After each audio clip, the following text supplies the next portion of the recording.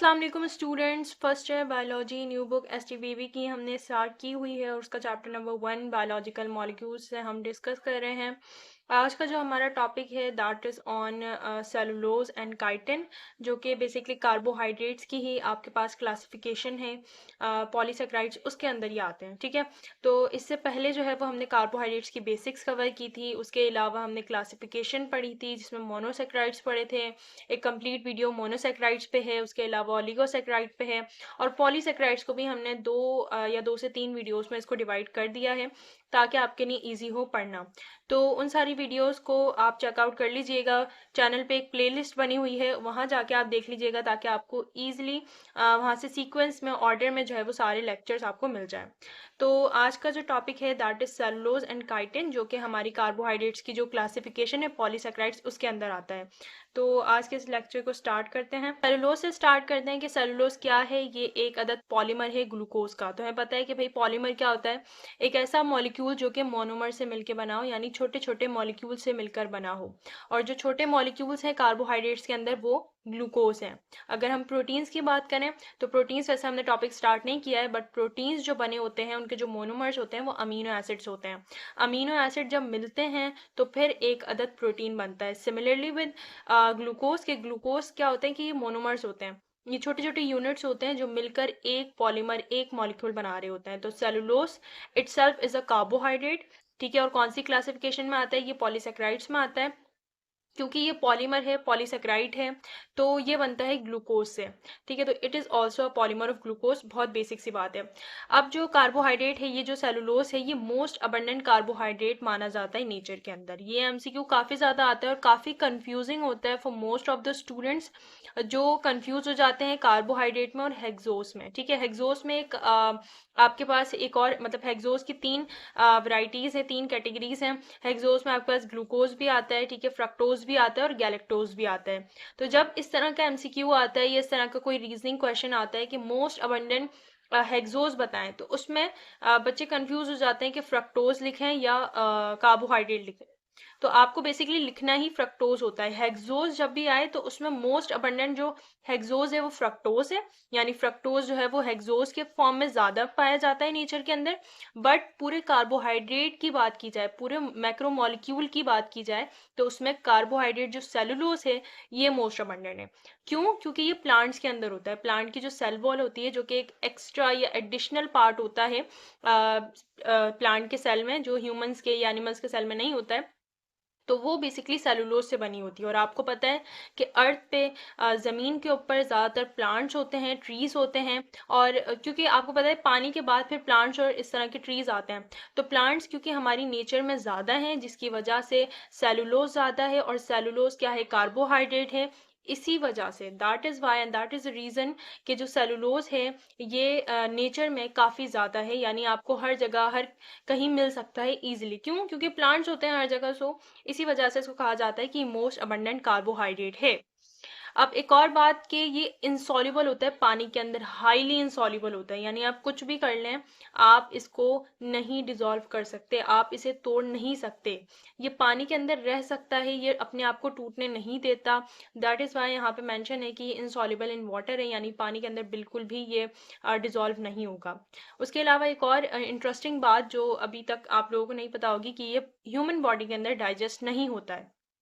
अब इसकी जो मेन रीज़न है that is lack of cellulase enzyme, ठीक है। हमारे पास ऐसे एंजाइम ही नहीं होते जो सिक्रीट हों और सिक्रीट होने पे सेलुलोज को तोड़ सकें। जब सेलुलोज टूटेगा नहीं तो सेलुलोज टूट के कोई एटीपी या एनर्जी नहीं जनरेट करवाएगा या फिर दूसरे कंपाउंड्स नहीं बनवा पाएगा। इसी वजह से हमारे पास बॉडी के अंदर, हमारी ह्यूमंस बॉडी के अंदर सेलुलोज का कोई भी पार्ट जो है वो डाइजेस्ट नहीं होता है। सेलुलोज पूरा कंप्लीटली इनसॉल्युबल रहता है।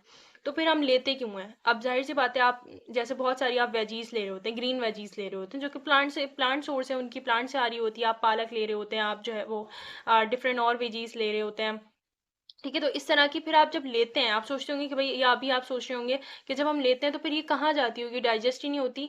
तो ये एज अ वेस्ट के तौर पे हमारी बॉडी में रहती है, यानी वेस्ट रहती है। और इसका काम क्या होता है, ये बेसिकली आपको अगर मैं बताऊं तो इंटेस्टाइनल ट्रैक्ट में बहुत ज़्यादा हेल्प करती है। जहाँ से आप अपनी बॉडी का वेस्ट निकाल रहे होते हैं, वहाँ पे ये हेल्प आउट करती है। ये as a source of diet लिया जाता है इसे, लेकिन एज अ फाइबर। आप इसे कहते हैं भाई हम फाइबर ले रहे हैं। अब फाइबर क्यों ज़रूरी होता है, ताकि आपकी जो बॉल मूवमेंट्स हैं, ठीक है, जो आपकी गट की प्रॉब्लम्स हैं, जो आपके इंटेस्टाइनल ट्रैक्ट है जहाँ से आपकी बॉडी का वेस्ट जा रहा होता है, और अगर वो वेस्ट थोड़ा सा भी हार्ड या स्टिफ हो जाए तो उससे डिफरेंट, आपको पता है, डिजीजेस कॉज होती हैं। वो डिफरेंट डिजीजेस फिर उनकी क्योर दी जाती है, और डिफरेंट और भी तरह की प्रोसेस होते हैं। तो उस चीज़ को बचाने के लिए as a source of fibre लिया जाता है। ये फाइबर की एज अ फाइबर इनटेक इसको लेते हैं हम, और उसके बाद ये हमारे जो गट की प्रॉब्लम्स होती हैं, इंटेस्टाइनल ट्रैक्ट की प्रॉब्लम होती है, उसमें बहुत ज़्यादा हेल्प करता है।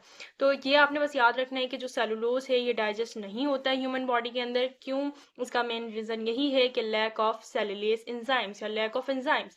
ऐसे एंजाइम्स ही नहीं है भाई जो जिसको हम ये डाइजेस्ट कर पाएँ, ठीक है। डिफरेंट एंजाइम होते हैं, ठीक है। आप ग्लूकोज की अगर बात करें तो ग्लूकोज या माइलेस, इसको सॉरी अमाइलोज को अमाइलेज के लिए हमारे पास एंजाइम मौजूद है। अमाइलोज को कन्वर्ट करने के लिए अमाइलेज मौजूद है। सेलुलोज को कन्वर्ट करने के लिए सेलुलेज मौजूद नहीं है। तो दैट इज़ वाई ये डाइजेस्ट नहीं होता। और जब जब ही यहाँ पे मेंशन है कि इनसॉल्युबल है, पानी के अंदर इनसॉल्युबल है। अच्छा, एक और काम ये क्या करता है, अगर ये बॉडी के अंदर एज अ ब्रान, इसे कहते हैं, आप ब्रान कह लें, फाइबर कह लें, ये बॉडी के अंदर पड़ा रहता है, तो जैसे ही पानी आता है ना बॉडी के पास, तो ये एब्जॉर्ब कर लेता है जितना भी जो वेस्ट मटेरियल होता है आपके पास। जो क्योंकि और भी चीज़ें एज अ वेस्ट जा रही होती है, सिर्फ ज़रूरी थोड़ी है कि फाइबर ही वेस्ट के तौर पे जाए। कुछ चीज़ें जो आप जल्दी में खा लेते हैं, या आपकी बॉडी जो है वो ज़्यादा काम नहीं कर रही होती, ठीक है, कोई एनर्जी नहीं जनरेट हो गई, आप सोफे पे या बेड पे लेटे हुए हैं और कुछ नहीं हो रहा आपका काम ना बॉडी का, आप इंजॉय कर रहे हैं, या जो भी लेटे लेटे कर रहे हैं, आप कोई मूवमेंट नहीं हो रही है, तो फिर बॉडी जो आप खाते हैं ना, जो इंपॉर्टेंट चीज़ें होती हैं, जो न्यूट्रिएंट्स होती हैं, वो भी बॉडी वेस्ट में कन्वर्ट कर देती है। अब जब वो वेस्ट में कन्वर्ट होगी तो वो एक्स्ट्रा जा रही है, ठीक है, इसकी नीड नहीं थी, तो वो थोड़ी सी हार्ड हो जाती है, क्योंकि पानी नहीं मिल रहा होता बॉडी को, बॉडी अंदर से थोड़ी सी हार्ड हो जाती है, ड्राई हो जाती है। तो उस पे फिर फाइबर आपको ज़रूरत हेल्प देता है, मतलब ज़रूरी होता है उस वक्त, फाइबर बहुत ज़्यादा नीड होती है उसकी। वो क्या करता है कि जितना भी जो पानी आप इनटेक कर रहे होते हैं, या बॉडी में जो पानी होता है ना, वो उसको एब्जॉर्ब करते रहता है, ताकि जो स्टूल है, जो आपका वेस्ट है, वो थोड़ा सा सॉफ्ट हो जाए, और इंटेस्टाइन को कोई प्रॉब्लम ना हो, इंटेस्टाइन जो है वो कहीं से डैमेज ना हो पाए। तो इसलिए सेलुलोज की एक इम्पॉर्टेंस इस चीज़ में बहुत ज़्यादा है कि आपके गट की जो प्रॉब्लम्स होती हैं, इंटेस्टाइनल ट्रैक की जो प्रॉब्लम्स होती है, उसमें ये हेल्प करता है। ऑल्दो कि ये डाइजेस्ट नहीं हो रहा, ऑल्दो कि इसका कोई ऐसा बॉडी में इंपॉर्टेंट काम नहीं है, बट ये इस तरह हेल्प कर रहा होता है। अब इसके अगर स्ट्रक्चर की बात करें तो हमने इससे पहले पढ़ा था ग्लाइकोजन, ठीक है, और साथ में हमने पढ़ा था स्टार्च। तो स्टार्च और ग्लाइकोजन में हमने देखा था कि भाई स्टार्च के पास जो है वो दो, आपके पास एक में ब्रांच थी, मतलब दो उसके वो थे कंपोनेंट्स, एक में जो है वो ब्रांच थी और एक में ब्रांच नहीं थी, अमाइलोपेक्टिन और अमाइलोज हमने पढ़ा था।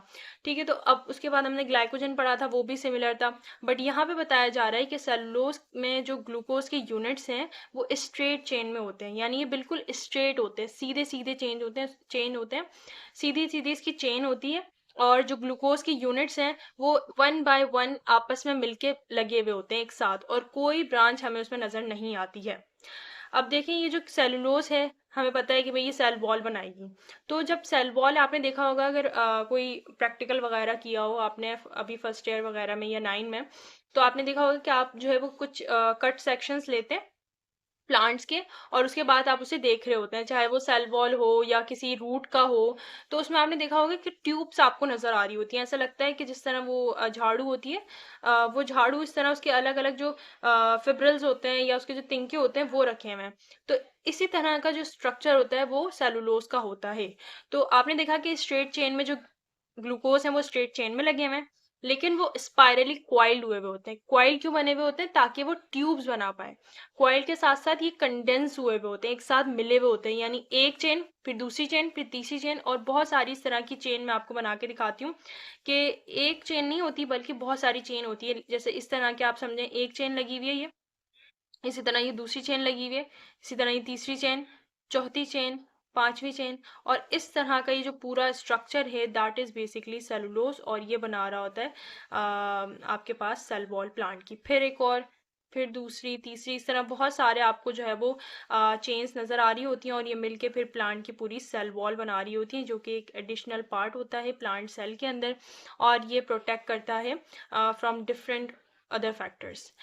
ठीक है, तो आपने पढ़ा कि भाई इसके अंदर स्ट्रेट चेन होती है और जो कि स्पाइरली क्वाइल्ड हुई हुई होती है और ट्यूब्स बना रही होती है, यानी कंडेंस होगी पूरी एक ट्यूब बना रही होती है, और ये हेल्प करती है प्लांट की सेल वॉल बनाने में, जो कि डिफरेंट और चीज़ों से बचा रही होती है, प्लांट को हेल्प कर रही होती है, ठीक है, as a protection, source of protection के तौर पे ये काम कर रही होती है, ठीक है।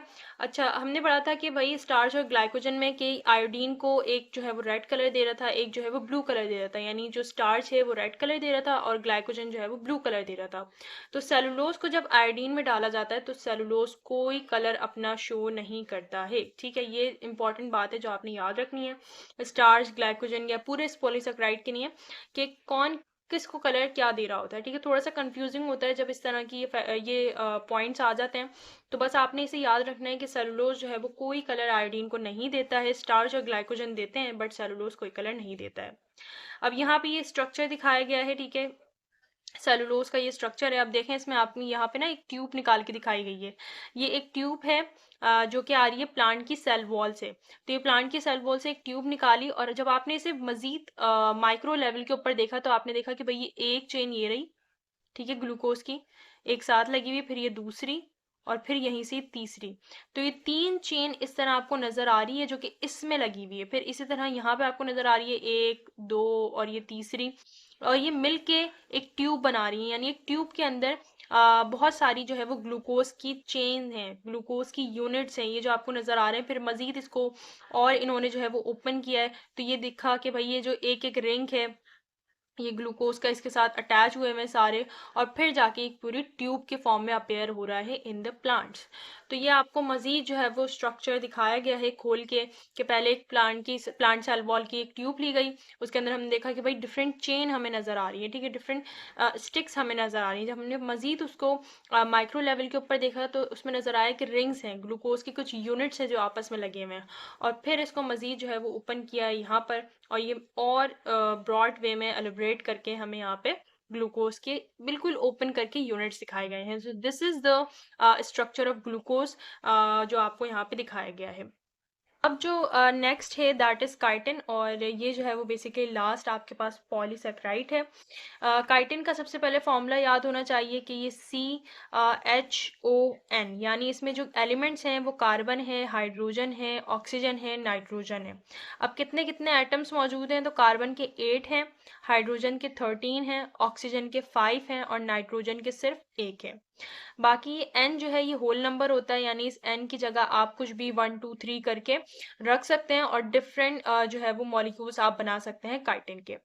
अब काइटिन की बात करें तो काइटिन जो है वो एक लॉन्ग चेन पॉलीमर है, ठीक है। पॉलीमर तो हमें पता है क्योंकि पॉलीसेक्राइड्स में आते हैं, और ये बड़े मॉलिक्यूल्स हैं, तो उससे हमें समझ आ गया कि भाई ये एक लॉन्ग चेन पॉलीमर है। लेकिन किस चीज़ का पॉलीमर है, किस चीज़ से मिलके बना है, तो यहाँ पे दो इन्होंने कंपाउंड्स दिखाए हैं, एक है एन एसिटाइल और एक है ग्लूकोसामाइन, ठीक है। ये दो अलग अलग कंपाउंड्स हैं जो यहाँ पे बताए गए हैं। एन एसिटाइल अलग है, ग्लूकोसामाइन अलग है।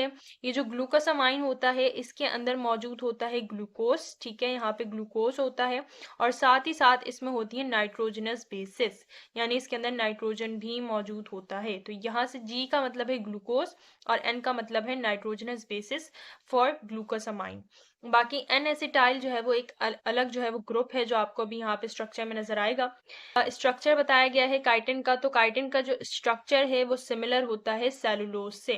सेलुलोज का अभी हमने स्ट्रक्चर पढ़ा था कैसा होता है, स्ट्रेट होता है, ग्लूकोज के यूनिट जो है वो एक साथ लगे हुए होते हैं और चेन बना रहे होते हैं, ठीक है। चेन बनाने के बाद पूरा एक बंडल बनता है, और वो बंडल क्या बना रहे होते हैं, ट्यूब्स बना रहे होते हैं। ये यहाँ पे स्ट्रक्चर बताया गया है। याद रखिएगा कि इसका स्ट्रक्चर सेलुलोज जैसा होता है, काइटिन का जो स्ट्रक्चर होता है वो सेलुलोज जैसा होता है, लेकिन इसका फंक्शन अलग है। फंक्शन हम पढ़ेंगे जो कि होता है कैरेटिन प्रोटीन की तरह, ठीक है।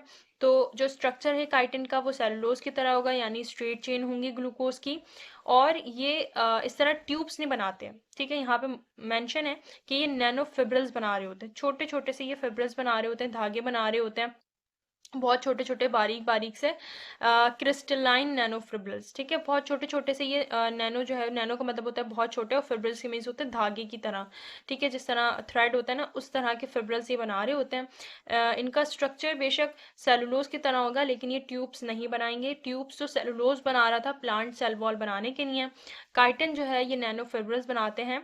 और इसका जो फंक्शन है वो कंपेरेबल होता है केराटिन प्रोटीन, यानी केराटिन प्रोटीन आपको पता है हेयर के अंदर होती है, हमारी जो स्किन है वो भी केराटिन से होती है। उसके अलावा आप जो है वो कोलेजन देख रहे होते हैं नेल्स वगैरह में, तो उस टाइप की, उस तरह का जो इसका फंक्शन है वो केराटिन प्रोटीन की तरह होता है। और केराटिन प्रोटीन याद रखिएगा स्ट्रक्चर देती है, ठीक है।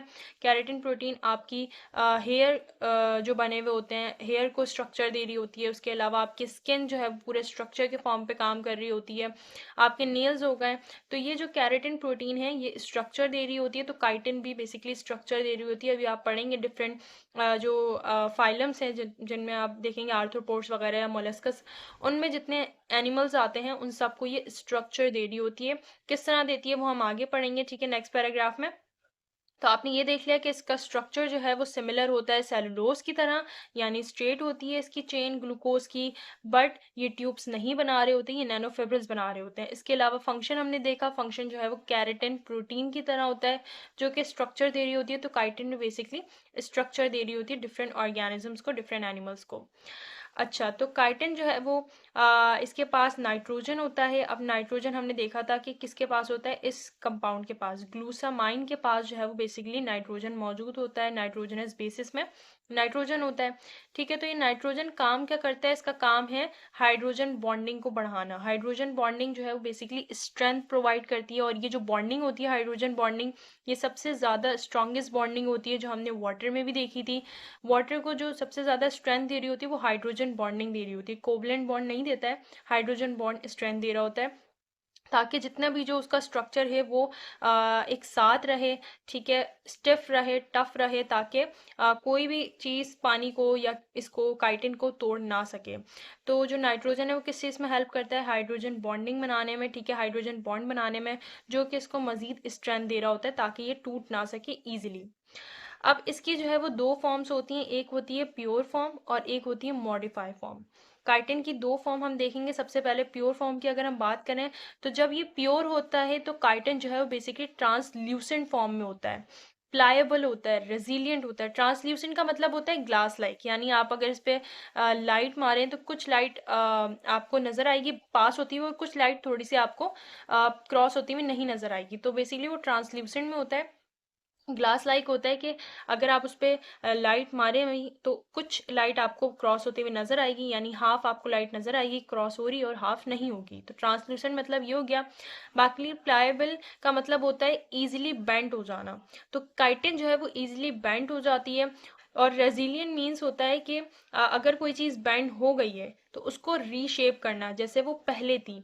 तो अगर ये प्योर फॉर्म में होगी काइटिन तो ये ट्रांसल्यूसेंट होगी, यानी ये ग्लास लाइक होगी। उसके अलावा अगर इसको आप बैंड करना चाहें तो ये किसी और फॉर्म में बैंड हो जाएगी। और अगर आपने बैंड कर दी और आप चाह रहे हैं कि ये वापस उसी शेप में हो जाए जिस शेप में ये ओरिजिनल थी, तो आप उसे वैसे भी कर सकते हैं। अगर आप बात करें इसकी मॉडिफाई फॉर्म में, तो जब ये मॉडिफाई हो जाती है तो ये टफ हो जाती है, ठीक है, काफ़ी ज़्यादा टफ हो जाती है। अब किस तरह, आपने आर्थ्रोपोड्स देखे हैं जिसमें ज़्यादातर इंसेक्ट्स होते हैं, आप क्रैब की बात कर लें, आप जो है वो कॉकरोचेस की बात कर लें, तो इनका जो एक्सोस्केलेटन होता है, जो बाहर वाला स्केलेटन होता है, जिस जहाँ पे विंग्स भी मौजूद होते हैं, कॉकरोचेस की अगर बात करें, कॉकरोचेस के जहाँ पे विंग्स मौजूद होते हैं वो वाला पार्ट जो है वो काफ़ी ज़्यादा टफ होता है, ठीक है। इस तरह आप समझ लें कि उसमें से क्रैक करके इस तरह आवाज़ आती है जब आप कॉकरोच मारते हैं, या आपने देखा होगा कॉकरोच जब उड़ रहा होता है तो उसकी एक आवाज़ आ रही होती है। वो जो आपको आवाज़ आ रही होती है वो बता रही होती है कि इसके ऊपर जो है वो काइटिन से, इसका जो स्केलेटन है वो काइटिन से बना हुआ है। तो काइटिन क्या करता है, टफ होता है अगर वो मॉडिफाई फॉर्म में हो। अगर वो प्योर फॉर्म में हो तो वो काफ़ी ज़्यादा इजीली बैंड हो जाएगा, यानी सॉफ्ट होगा। लेकिन जब वो मॉडिफाई फॉर्म में होगा तो वो टफ होगा, जिस तरह हम आर्थ्रोपोड्स में देख रहे होते हैं। क्रैब की बात करें तो क्रैब का जो अपर पार्ट होता है, एक्सोस्केलेटन होता है उसका, वो भी टफ हमें नज़र आ रहा होता है। और जो आपने देखा है उसके कॉकरोचेस के ऊपर जो होता है, या फिर क्रैब के ऊपर होता है, या मॉलिस्कन्स की अगर हम बात करें तो उसमें स्नेल स्नेल का जो अपर स्ट्रक्चर होता है थोड़ा सा क्वाइल हुआ हुआ होता है, वो भी स्टिफ या टफ होता है, तो वो किस चीज़ का बना हुआ होता है, तो याद रखिएगा वो कैल्शियम कार्बोनेट का बना हुआ होता है, और कैल्शियम कार्बोनेट काफ़ी ज़्यादा टफ होता है इटसेल्फ। ठीक है, तो और इसके अलावा कैल्शियम कार्बोनेट के अलावा उसके ऊपर जो है वो प्रोटीनिशियस मैट्रिक्स भी होता है, और ये दोनों मिलके जो है वो बेसिकली मॉलिस्कन्स को या क्रस्टेशियंस को, आर्थ्रोपोड्स को, इन सब को इनके एक्सोस्केलेटन को टफ बना रहे होते हैं, जो कि हेल्प करता है उनकी प्रोटेक्शन में। ठीक है, उसके अलावा इससे ये अपने आप को बचा के रखते हैं, महफूज रखते हैं किसी और ऑर्गेनिज्म से, या ये बहुत ज़्यादा हेल्प करता है इनकी मूवमेंट में। तो जो ये मैट्रिक्स होते हैं या इनका जो एक्सोस्केलेटन होता है वो काइटिन से बना हुआ होता है, और काइटिन बेसिकली हेल्प करवाता है उनको प्रोटेक्शन में। और ये जो प्योर फॉर्म में होता है तो इसकी थोड़ी सी एक ये है कि ये थोड़ा सा सॉफ्ट होता है, लेकिन जब ये मॉडिफाइड फॉर्म में हो जाता है तो ये हार्ड हो जाता है, स्टिफ हो जाता है प्योर फॉर्म से ज़्यादा। यानी प्योर में तो ये इजीली बेंड हो जाएगा, बट जब मॉडिफाइड फॉर्म में होगा तो ये इजीली बेंड नहीं होगा, जिस तरह आप आर्थ्रोपोड्स में देख लें या मॉलिस्कस में देखिए। यहाँ पे जो है वो बेसिकली स्ट्रक्चर दिखाया गया है काइटिन का। इसमें ये जो कंपाउंड था ग्लूसामाइन, ये आपको नजर आ रहा है, और एक है एन एसिटाइल ग्रुप। तो ये दो ग्रुप आपको नजर आ गए, दो कंपाउंड्स नजर आ गए जो कि यहाँ पे आपको टेक्स्ट में मौजूद थे। एक था एन एसिटाइल ग्रुप और एक था ग्लूसामाइन। तो ग्लूसामाइन में बेसिकली आपको जो है वो नाइट्रोजनस बेसिस नजर आ रही होती है, और एन एसिटाइल ग्रुप इटसेल्फ यहाँ पे मौजूद है। तो ये ग्लूसामाइन है, और इसके साथ साथ बिल्कुल एन एसिटाइल ग्रुप है। दैट इज वाई यहाँ पे लिखा हुआ था कि ये एक लॉन्ग चेन पॉलीमर है एन एसिटाइल का और ग्लूसामाइन का। ठीक है, तो आई होप कि यहाँ तक सब क्लियर होगा। अगर फिर भी आपको कोई प्रॉब्लम हो तो कमेंट्स में आप मुझे बता दीजिएगा, I will try to address them promptly.